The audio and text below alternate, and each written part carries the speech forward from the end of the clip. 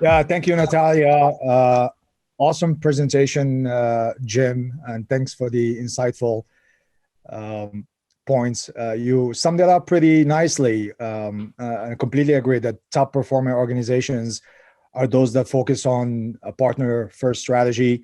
And you are right when you mentioned that when partners win, then that's an automatic win for organizations as well. That being said, Marie, Hina, Amit, and Jim, welcome to the panel. So let's go ahead and dig in. I'll start with you, Amit. In your opinion, what has changed in the last 3 years in partner marketing? What's new? And can you share some examples, please? Yeah, absolutely. I would say things have tremendously changed in the last 3 years. One simple area is what Jim was describing, which is, these mutual plans and things getting quantified. So if the first 10 years was about sales automation, the last one was about marketing automation. This time what we see is partner automation to the full, where it's no longer a dark art or some sort of, let's feel better together. It's really quantified. So the amount of investment that has gone into making sure we get data-driven is just tremendous. So I think that alone changes the game. And I think second is a big shift is how people are working across company boundaries. It used to be that, there were silos within a company, but, over the years, we have bust those internal company silos. But now what we are seeing is truly companies collaborating across to do joint wins. And tremendous partnerships that are actually most successful companies that we are seeing today is all about companies that have really busted cross-company silos for collaboration. And it's no longer about come to my portal or their portal. It's really about shared workspaces and unleashing the creativity of individual people in region to work as if we're with another partner, as if they are another colleague. I think these two shifts that have happened then enable the creativity of the partner marketing professional to truly take advantage of it. Very good. I think completely agree. It has to be quantified, ROI driven, and it's really good points, on that. I'll take it to Marie next. A little bit more on the, we know that for many organizations, expanded their partner channels is very important and integral to their growth. In your opinion, how do organizations make sure that everyone has the content and information they need to successfully sell their product and services? And subsequently, what are some ways that you employ to easily communicate with your entire channel, deliver your regular updates, and recruit and onboard partners? Yeah, no, those are all very valid point. And I guess good morning, everyone. Very happy to be here. My name is Marie, and I lead global alliances at Coveo. So the question around how do we think about cross-channel communication with our partners is absolutely the right one to ask. I think you've heard it from Jim, you've heard it from Amit. There is an appetite out there to amplify our messaging through external third-party voices that can endorse our brand, endorse our value prop. And this is something common that we're seeing, and actually companies out there are wanting to double down on. So how do you go at it? I would say in the post-COVID era, digital is absolutely key. I cannot emphasize enough on that.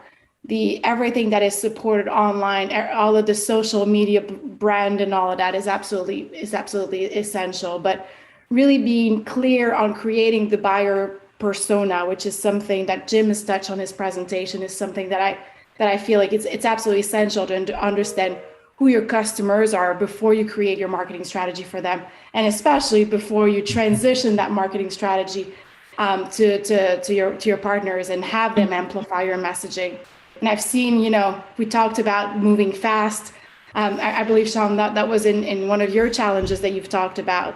We see that also in thinking about cross-channel marketing communication. So yeah, using mediums to complement one another is another thing. And then I would say the other important piece is to unify our data.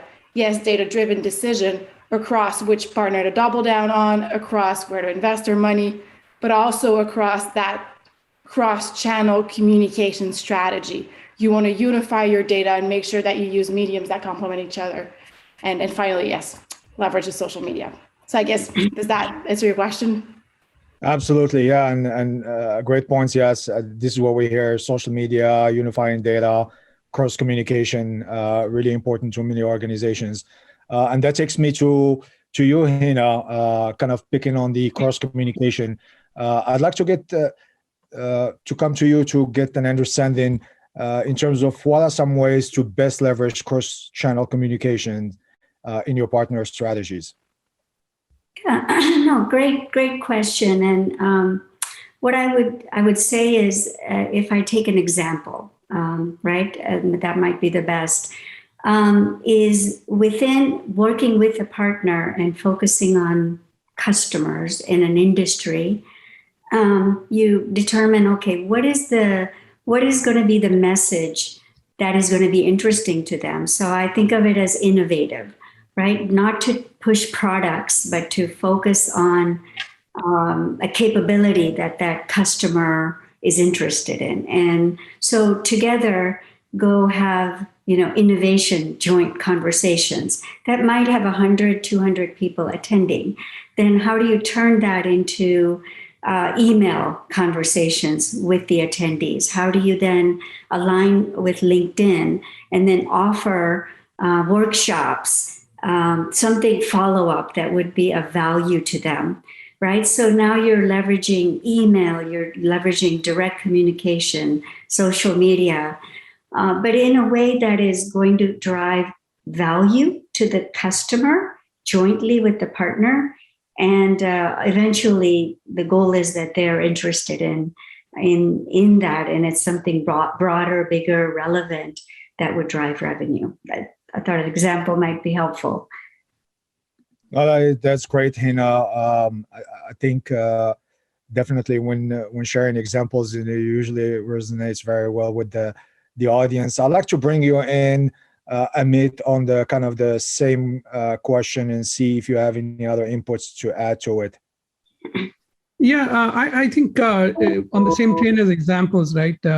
If you look at how a company like Intel, for example, has really penetrated partner marketing over the years. We've all heard of Intel Inside, but if you look at the enterprise version of Intel Inside, how they have collaboratively done partner marketing. What has really happened is they are way down in the chip layer, if you think about it, and systems, but they've amplified reach to new buying centers through partnerships.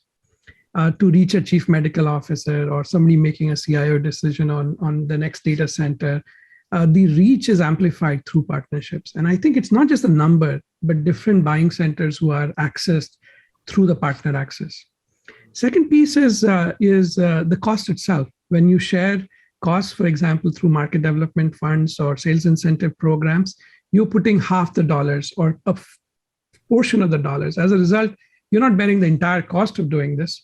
You're participating, you're putting your skin in the game. And that to me is very, very powerful because you can really amplify with the same dollars, twice the audience, new reach at half the cost. And then you see that the partner marketing return on investment compared to any other marketing or even other kinds of lead investment strategies bears 3x more fruit. And this is proven time and time again. So if you look at the cross-sectional study of Intel and its use of partner marketing, it's a 300% of the market performance that you see. And I think it's quantified that partner marketing, you put in $1, it easily returns minimum 10x in really higher cases. To Jim's point, the Aberdeen numbers were very conservative. If optimized truly well, you're looking at least a 30x return on investment. And a favorite example of mine is, when you open the channels of partnering, there was an idea out of Brazil, because you've enabled this partner channels across the world to work with the partners without the partner marketing manager being the bottleneck. There was an example where World Cup soccer was happening in Brazil, and the local partner marketing team of one of the partners suggested, a watch party. For the local context, it makes sense. And then how you enable that and then repeat it in other football-centric countries like Spain and the European nations and even Japan, right? That idea is scalable. It came from a partner, low ROI, huge investment, amplified by social, talking about Hina's point around multiple channel communication. And guess what? Sports unifies people. And not only that, companies across the world were actually promoting the same event, even though it was an Intel-sponsored event. And that's amazing. And I think that speaks to the power of 1 + 1 is 11, not 2. And I think that's what partner marketing is all about. Those are great points. And being a big soccer fan, I can relate to what you mentioned about the World Cup. Thanks for the insights. I mean, I think the Intel example is really well put, and certainly something that organizations could look at. I'd like to take this to you, Jim, in terms of what are some key things that you have employed to kind of reduce churn and accelerate growth, and what do you think should platforms, product, and service organizations do to continuously deliver customer success along partners? Yeah, great question. And I know when we were talking earlier in some of the planning, Sean, we have today a myriad of automation and electronic reach capabilities that are unprecedented. I can go back to the beginning of my career in sales, and we operated off of a safety net, no safety net, really. And my marketing campaign back then, on a Sunday in front of the TV, I would write up 100 letters, personally written, and I would send them out. And I would tell the folks that I was going to be reaching that I was calling on Thursday and Friday to follow up on this, to share some of the stories of success that I had with similar clients in their industry, right? And ideally, I'd get a 10% penetration, and it was all sweat equity. We're doing the same thing now. And Amit, you gave the best representation of the impact of digital marketing and how everything comes together. Now, I try and reproduce what I did 30 years ago when I was just getting started in the business by warming up every opportunity so that, to my point earlier, you never get a second chance for a first impression. So you have to have a level of preparation and alignment and transparency. But we have systems and programs today, Sean, to your point, that are unparalleled. I think it's critical, and Amit, I'm gonna push your industry here for a moment. I think it's critical to have a partner relationship management system really tightly integrated with your CRM, because CRM is your source of pipeline truth. And I'll go back to old school again, right? So when we first got into this business, sales was expected to generate 50% of the leads. Marketing was supposed to generate the other 50% of those leads. And we tracked shared success and shared outcome. And it was really critical to report back the results of anything we were doing so that marketing could continue to get budgeted and funded to do all of these things, because they could directly track the success and importance of that spend and the impact downstream because that spend was made. Now, that's a simplification of what we're doing now. And the difference to avoid the churn and to do all of the things that we talked about, first, you enable the heck out of your partners. You give them every opportunity to be successful.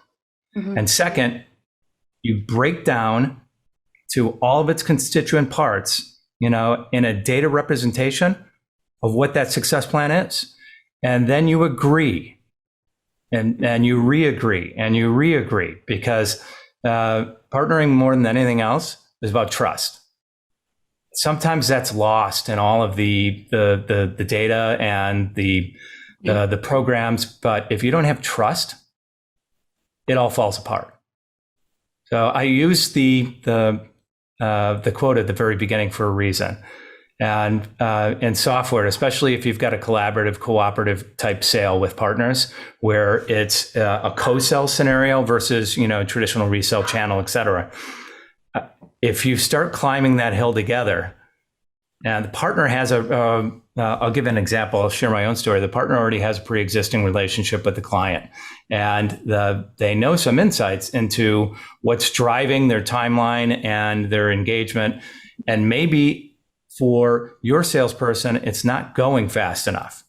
So I call this happy ears, where the salesperson is going to start to talk to other partners until they hear what they want to hear, versus what they need to hear, which is the truth of the partner that they properly chose in the first place to walk that hill up together. So you when you start climbing that hill, you continue or you fall off that hill together. Otherwise, you erode the critical trust that goes into it. So I don't think there's any better way to avoid any churn within your partner program than to adhere to a trust model predicated on all the metrics that we've already discussed. Those things together make for the best relationships I've ever had.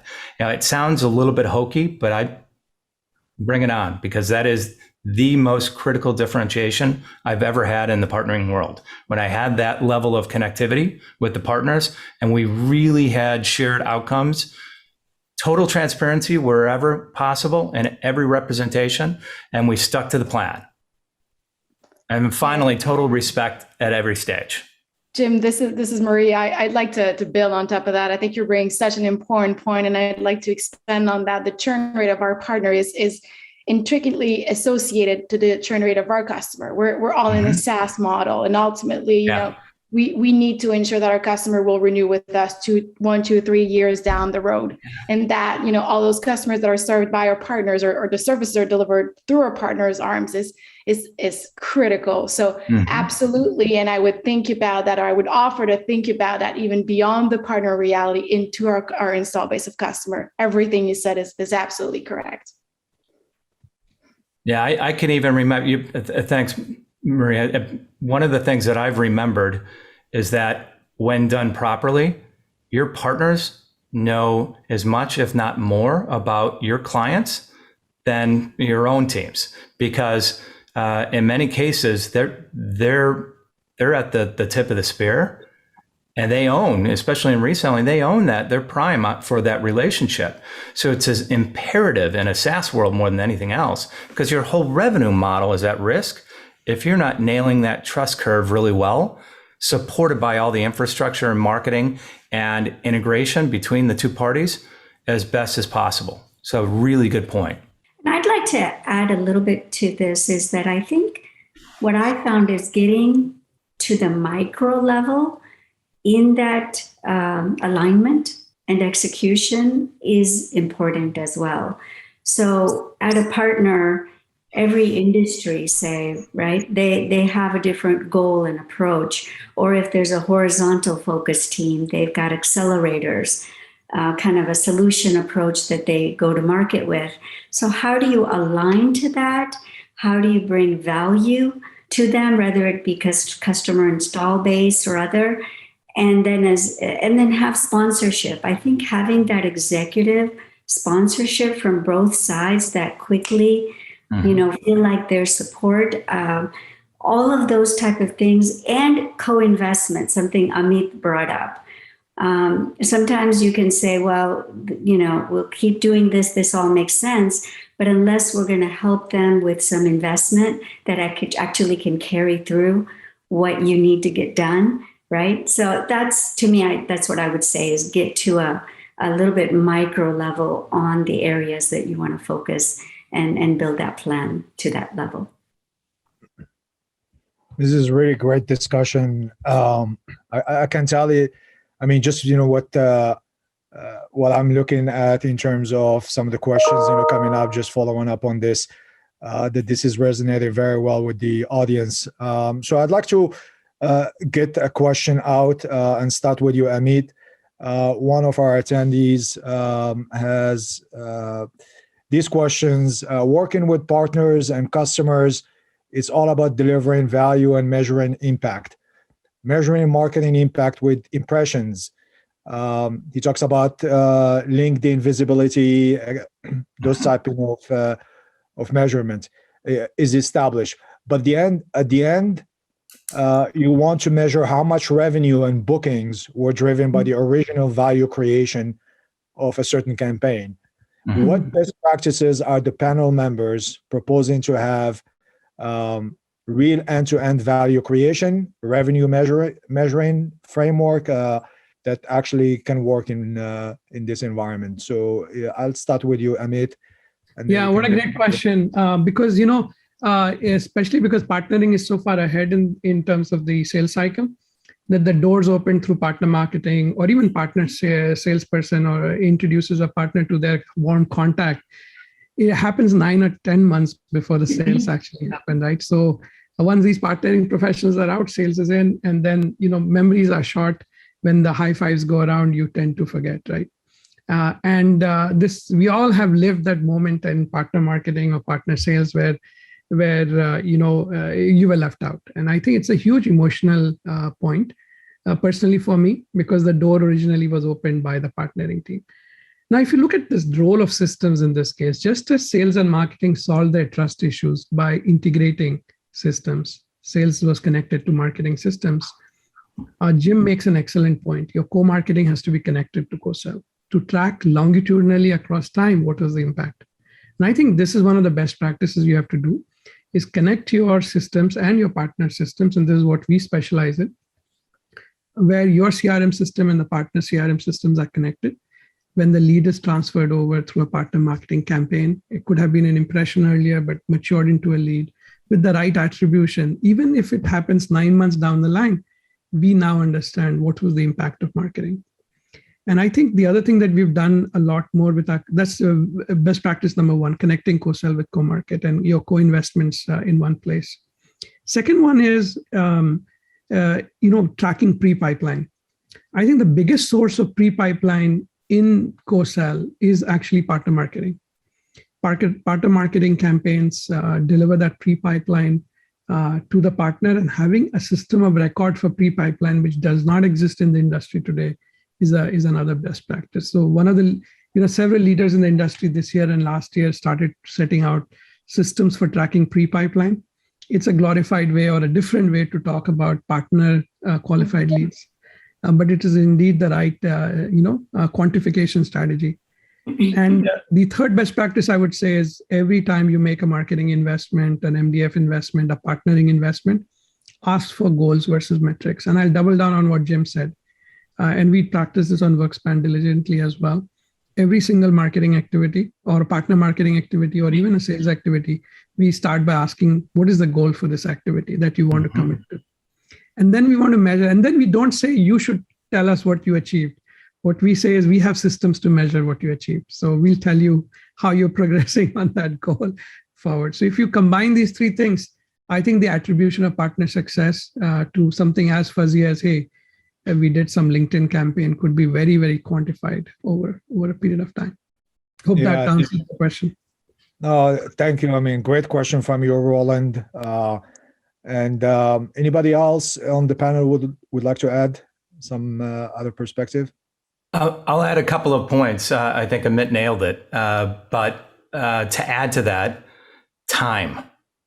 So many campaigns go wrong because you rush them. Everyone wants to have the impact as quick as possible, but these things take time to do properly, especially in a campaign format. So make sure you're letting the cake bake long enough so that you can elicit the maximum returns.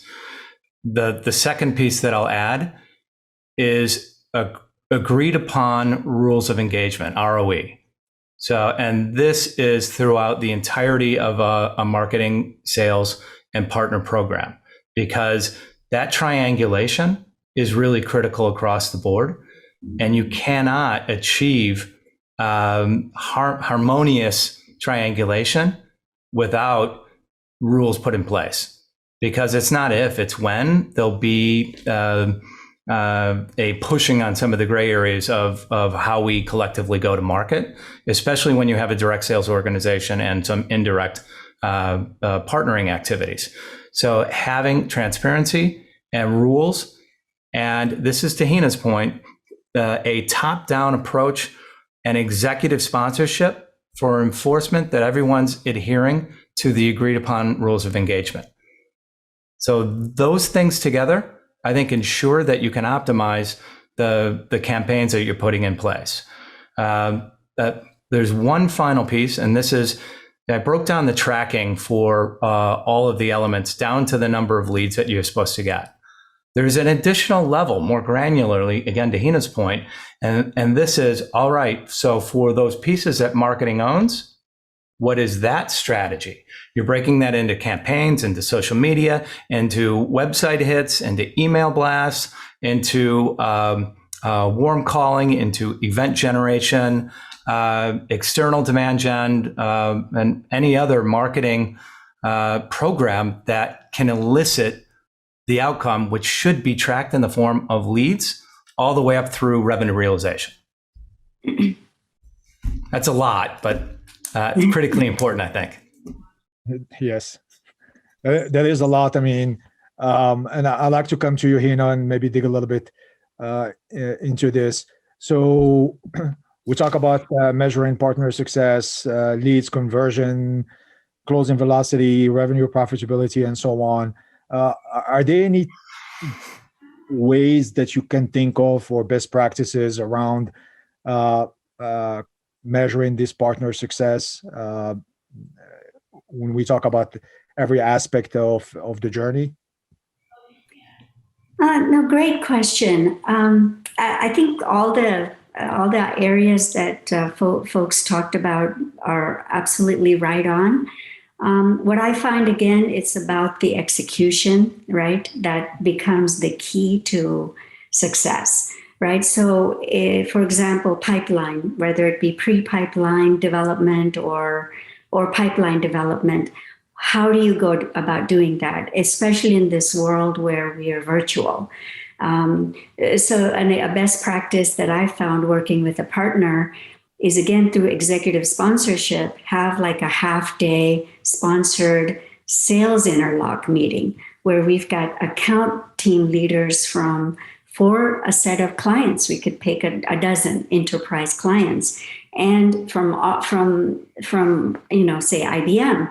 And then after the overall executive discussions, what are we going to focus on? There's literally breakout sessions, and those teams need to meet and greet and come together with where's their synergy, what's the game plan, follow-ups, right? So for me, it's about, that plan, that vision, but then how are we going to truly execute, especially in the virtual world that we've had to live in, and that I think for some foreseeable future, that will be a strong approach, right? Still virtual.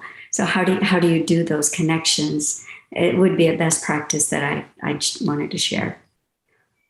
No, that is a great idea. I mean, I love the idea of the half day, getting everybody together, even in this virtual world. And I'll take that to you, Marie. Sure. So everyone is working, because of this crazy COVID, everyone is working on pretty much remotely these days.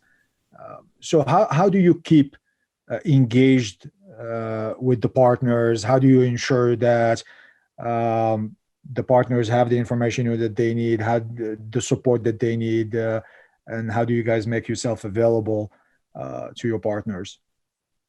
In a remote reality, right? Evan, we all had to adapt to this reality. So there's multiple ways we can go at it, and we can go down to the execution level, staying top of mind and all of that. I would offer the following answer. I would say you have to stay relevant. We are bombarded by Zoom meetings. We are bombarded by messages to amplify or super skill our employees. So I think what we have all done in the alliances and partnership function is over the course of our career, we have established and built some very, very important relationship with key partners. Those are based on trust. That was pre-COVID. I think we have to absolutely build on that in an era where, again, we are bombarded by multiple messages. So how we go at it, it depends on each another's reality. But staying relevant with our messaging would be the message that I offer. And I think We talked about criteria for success and keeping our partners engaged and all of that.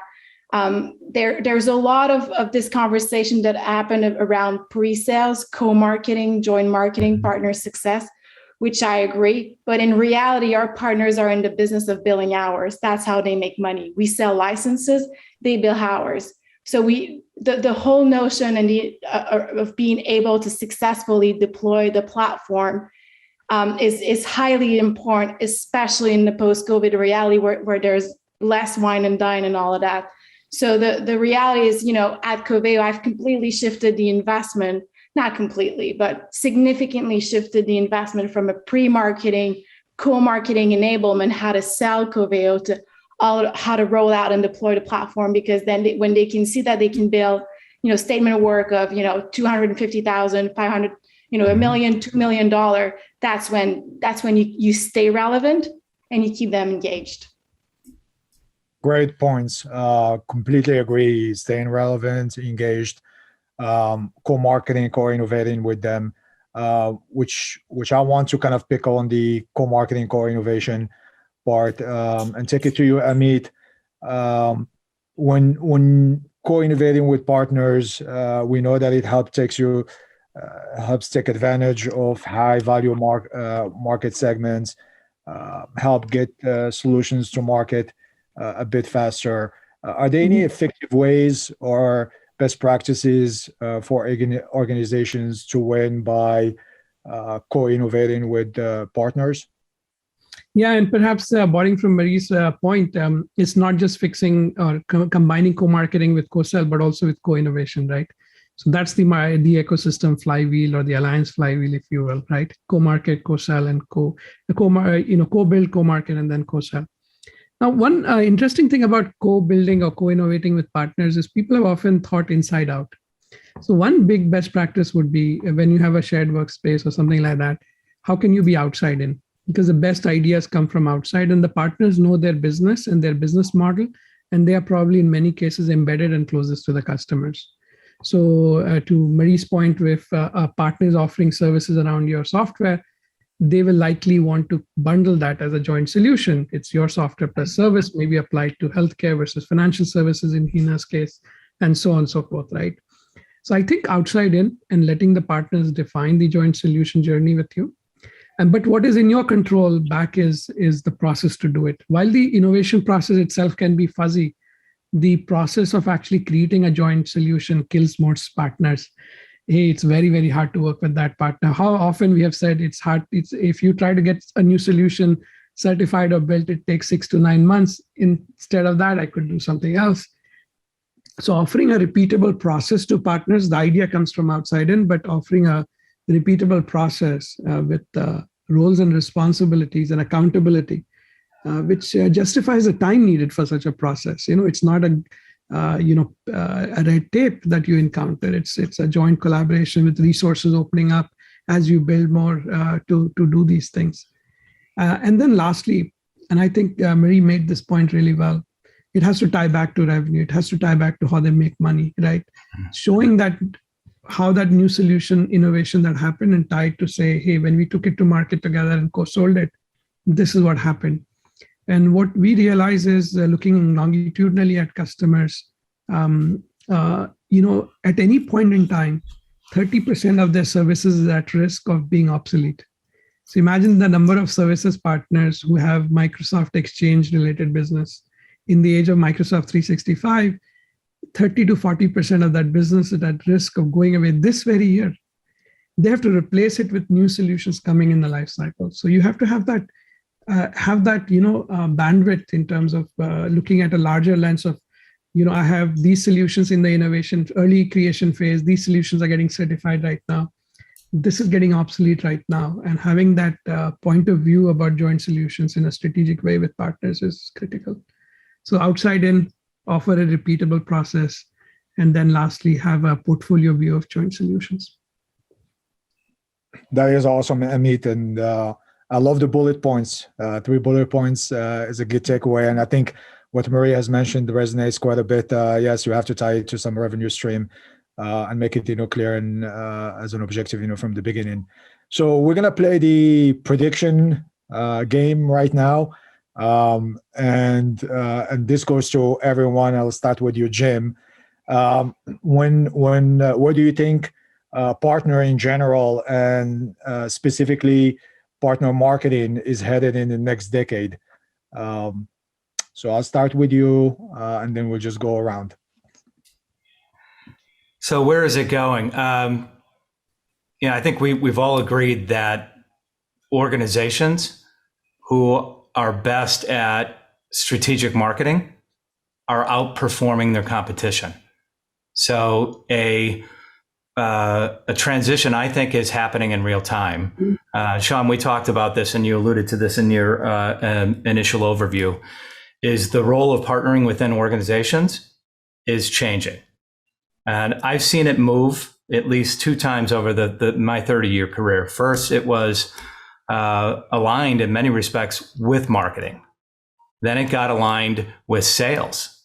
And it's predominantly in sales right now that the role of partner lead will roll up to the chief revenue officer, because the ultimate tracking mechanism is revenue. But here's where I'm seeing challenges to that model. You get such a push for revenue that it gets to a tactical tracking and expectation where it gets single-minded on revenue. And Marie brought up an awesome point earlier. The model there at Coveo is that partners are mostly making their financial hits based upon winning that implementation business. And if you do that perfectly, you're able to give clients, so you're in this industry, these are the 3 to 5 certified best clients that meet the objectives that you've laid out over the last 6 months as we engage together. Then the client gets to select that partner. Well, sales has a big involvement in determining these types of outcomes. So what I'm seeing is a shift more of a strategy and go-to-market away from sales to be so revenue focused, to be more strategic and go-to-market, so that you're tied to the role of the president and you're a member of the SLT. And I think that's a critically important move, because partnering is a long-term journey. Typically, if you start on a pretty significant partner initiative now, it's 2 years. And it's year 3 that you really get the return on investment. You'll start to see it in year 2 towards the late stage in a hockey stick.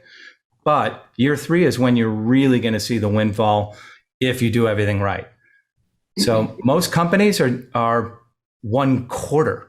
They're so impatient. So their expectation to get immediate return on investment is really misaligned with what it truly takes to have a long-term partner strategy and impact and return.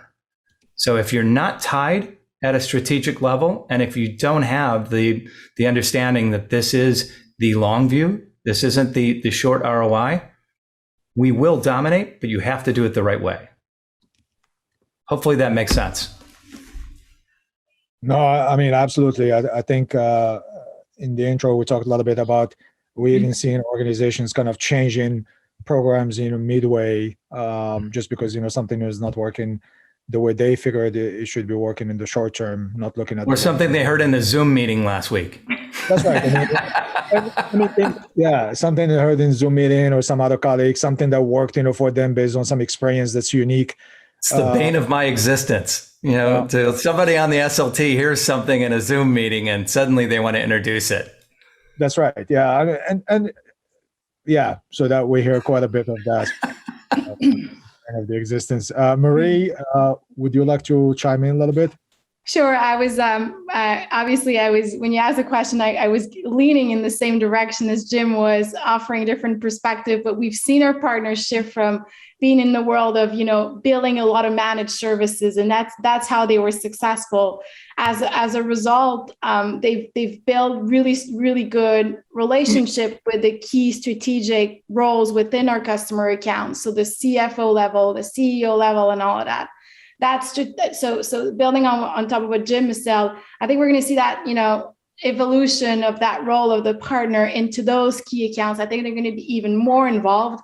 Think about it, how the technology landscape is moving fast, and these companies out there, whether they're in the retail, they're in, I don't know, the consumer goods, they're not by design a technology company, but they are competing, against the largest technology company in the world.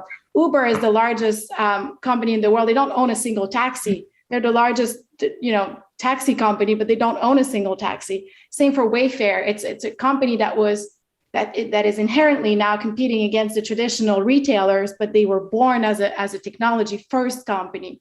So I think that the roles of our partners are going to move into a lot more of strategic advisor roles. And it's our job as, solution providers, SaaS provider to enable them with the right narrative to really position our services. And then you said, the follow-up question, Shauna, you've asked, what's the impact on partner marketing? I would offer, building on that, from we're going to move from an attribution to a contribution type of measure. So yes, we're going to attribute clear alliances source deal to a how much is my alliances business contributing to my strategic drivers as a company, whether it's how the leadership position of the company in the space, the customer acquisition cost on the long-term value of a customer, and the revenue. So attribution and contribution, I think, is something that will challenge all of us in the near future. Marie, I want to add something to what you just said, because you said something really brilliant. It's the element of the advisory or trusted advisory, I'll state. It's that influence to the end buyer that is so critical. And I want to give my favorite example. It's when you have a team of sales reps who are really gifted. They move the deals through the process really well. You've got a shared methodology with partners. You're all on the same page. Yet they're not asking the simple question of the partner, of the client. As you're looking and evaluating this solution, who is your trusted or set of trusted advisors that you're reliant upon to help you make these decisions? Because we have a wide array of partners in our program. We'll make sure that we include them in our shared journey to make sure that we have the best outcome for you. Yeah. And it's almost invariably never asked. And here's another shout out to Amit. It should be in the shared tracking mechanism that is transparent and invisible to all, so that it is a data element of paramount importance. I call this partnering for defense. And this is Jim's IP of your surround strategy. At the end of the day, how many deals have you seen won or lost because some unknown third party gave a positive reference or head nod to one of the solutions that was a finalist, and that overwhelmingly made the comfort level in the decision maker's mind that was the direction they were going to go. And one more, I've actually seen committee decisions reversed because of a recommendation from a third party, and they overruled what the committee said. That's how important trust advisory is. So thank you so much for bringing that up, Marie. That was brilliant. Excellent point. And I also like, the idea of attribution and contribution. I think that's brilliant as well. Completely agree. Sean, if I can also add to what Jim and Marie said, and the kind of, the next decade of, yes, I agree that sometimes what we do is we lean too much toward marketing. We've lately been trying to do short-term, quick wins, so sales heavy. And then someone said we need to be more value-driven, strategic, right?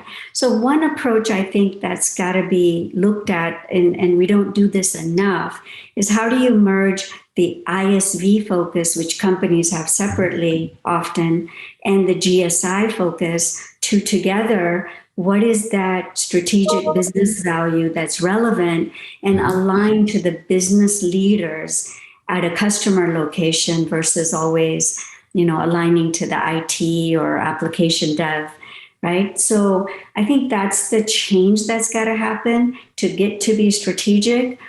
figure out the ISV plus GSI plus what we bring as a company together and align it to the business leaders in customers I think those are the kind of shifts that have to become stronger as we proceed in this space. That is an awesome point, Hina, and I've actually heard this quite. The good thing is people are talking about it. So I'm hoping, that there is some type of solution or at least some kind of alignment that happens, in the future. But an excellent point from you. We are out of time, but there's one other question. There's so many questions. I think I appreciate you guys in the panel, really rock stars. So people are really interested to hear your inputs. So one last question, and then we'll wrap it up. How do you attribute ROI to an opportunity with all of the different personas?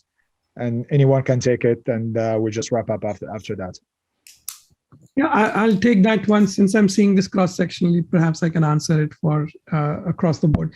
One is, if you look at multiple buying centers, different partners have influence over different buying centers.